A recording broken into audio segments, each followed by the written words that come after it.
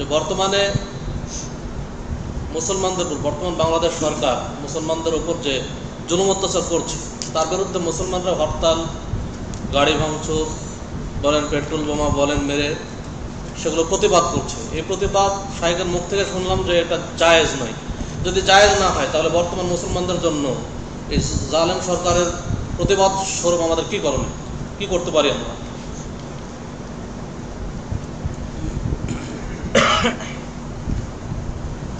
বিসমিল্লাহির রহমানির রহিম। আমাদের কোনো এক ভাই প্রশ্ন করেছেন যে আমরা আলোচনা থেকে মোটামুটি জানতে পারলাম যে প্রতিবাদের নামে যে গণতান্ত্রিক পদ্ধতিতে রাস্তাঘাটে নেমে ভাঙচুর করা অথবা এই রকমের মারামারি করা, লড়াই করা, বিক্ষোভ করা ইত্যাদি, এসব করা জায়েজ নয়, এগুলিতে ক্ষতি রয়েছে মুসলিম জাতির। তাহলে আমাদের জালেম শাসকের সম্পর্কে করণীয় কি? আমাদের মূল সমস্যা হচ্ছে গণতান্ত্রিক পদ্ধতি। এটা শুরু থেকে শেষ পর্যন্ত সবটাই বর্জনীয়। গণতান্ত্রিক পদ্ধতিতে যখন যাবেন তখন আপনাকে অনুমতি দিচ্ছে, গণতন্ত্র মানে আল্লাহর অলি আর শয়তানের অলি সমান। ভোটের মূল্য আল্লাহর অলি আর শয়তানের অলির সমান। একজন মুসলিম কাফের উভয় সমান। মুসলিম ধর্মের সবচেয়ে বড় আলেমে দিন যদি বাংলাদেশের নেন, আর সবচেয়ে বড় নেক লোক নেন, আর একবার সবচেয়ে খারাপ অসৎ নাস্তিক নেন, দুটোরই মূল্য হচ্ছে গণতন্ত্রের সমান, যেটা সমর্থনই করেন ইসলাম। তো এইখান থেকে শুরু হচ্ছে গলতটা।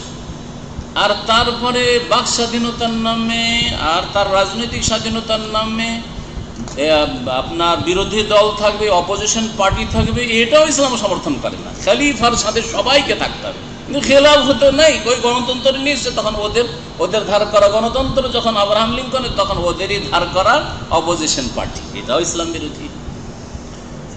এইরকমই গণতন্ত্র বলছে যে যারা রোলিং পার্টি, যারা ক্ষমতায় থাকবে তাদের বিরুদ্ধে রাস্তাঘাটে নেমে বিক্ষোভ আর মিছিল এসব করার অধিকার আছে, এটাও ইসলাম সমর্থন করে না।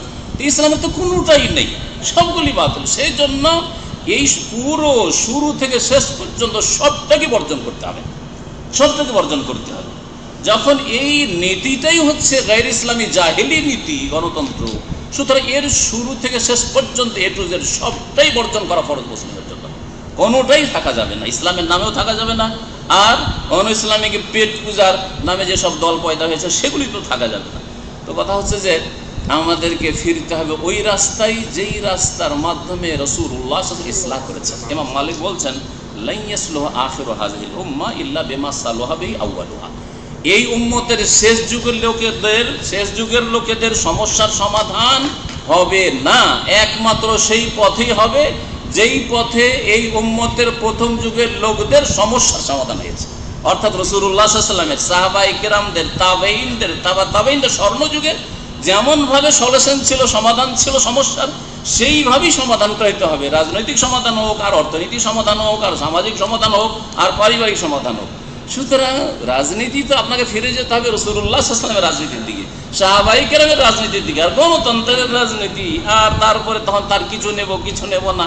আরে যখন গণতন্ত্র নিয়েছেন তখন মিছিল মিটিংও নেবেন আপনি, আর বিক্ষোভও নেবেন, আর তখন ভাঙচুর করার অনুমতি দিচ্ছে, আবার পিটাপিটিরও অনুমতি দিচ্ছে, ভাঙচুরও করছে, আবার প্রশাসন পক্ষ থেকে পিটুনিও দিচ্ছে।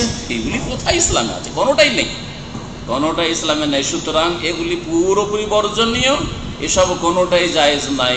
আপনি আপনার ব্যক্তি জীবন থেকে শুরু করুন। আপনার কাজ নিজের চরকায় তেল দিন, বুঝা গেছে প্রবাদ।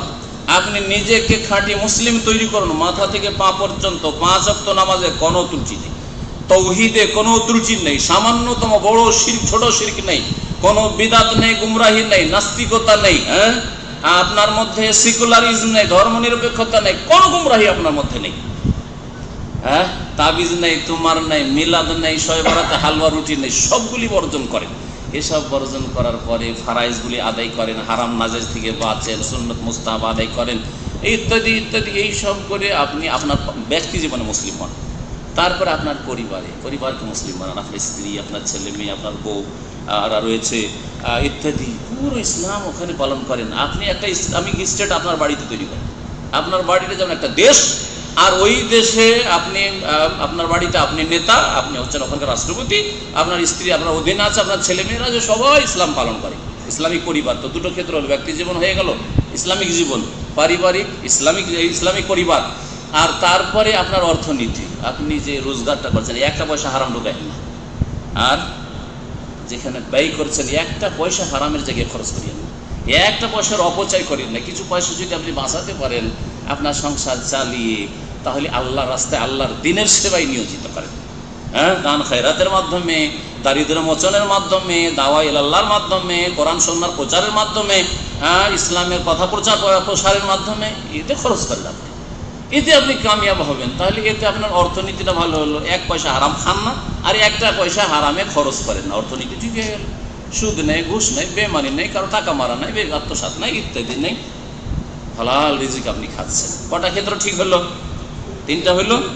সমাজ ঠিক করতে হবে। এখন আপনি আলহামদুলিল্লাহ আপনার পরিবার ঠিক করছে, আপনার সমাজ, আপনার সমাজে আপনার বংশ রয়েছে, আপনার শ্বশুর বংশ রয়েছে, আপনার মায়ের বংশ রয়েছে, তিনটা বংশ ঠিক করেন। আপনার গ্রামে দাওয়াত দেন, আপনাকে ওই নিজের গ্রাম থেকে 200-400-500 কিলোমিটার দূরে চলে যেতে হবে, আর ইসলামের কোনো জ্ঞান রাখেন না, এই তরিকা আবার অবলম্বন করিয়েন না। সবাই করলে আপনাকে সেটা করতে হবে না। আপনি আপনার কু আনফুসাকুম ওয়া আহলিকুম নারা, নিজেকে এবং নিজের পরিবার পরিজন, আপনার আত্মীয় স্বজন, ওয়ানদের আশিরাতাকাল আকরাবিন, তার সাথে আরো লাগিয়ে দেন।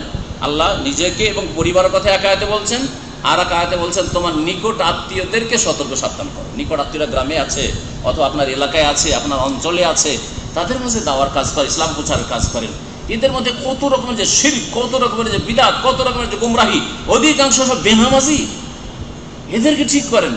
চারটা ক্ষেত্র যদি ঠিক করে নেন, ব্যক্তি জীবন, পারিবারিক জীবন, অর্থনৈতিক জীবন আর সামাজিক জীবন, চারটা ঠিক করে নেন, তো 5 নম্বরটা আল্লাহ নিয়ামত স্বরূপ দিবেন। আল্লাহ বলেন ওয়াদাল্লাহুল্লাযিনা আমানু মিনকুম ওয়া আমিলুস সালিহাত, আল্লাহর ওয়াদা রয়েছে মুমিনদের সাথে আর সৎকর্মশীলদের সাথে। লা ইস্তাখলিফান্নাহুম ফিল আরদ, খেলাফত নেতৃত্ব কেড়ে নিতে হবে না, রাস্তাঘাটে বিক্ষোভ করা লাগবে না, আর মিছিল মিটিং করা লাগবে না, ভাঙচুর করা লাগবে না, তাদেরকে আল্লাহ খেলাফত দেবেন।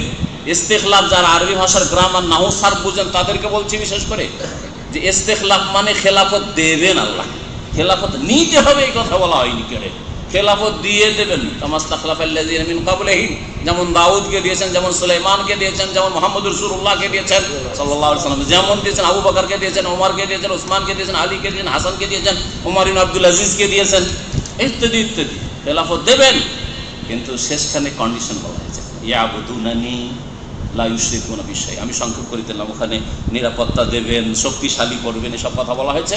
তারপর আল্লাহ বলছেন ইয়াবুদু, শর্ত কিন্তু একটা আছে, আমার ইবাদত করা লাগবে, আর আমার সাথে শিরিক করলে চলবে না।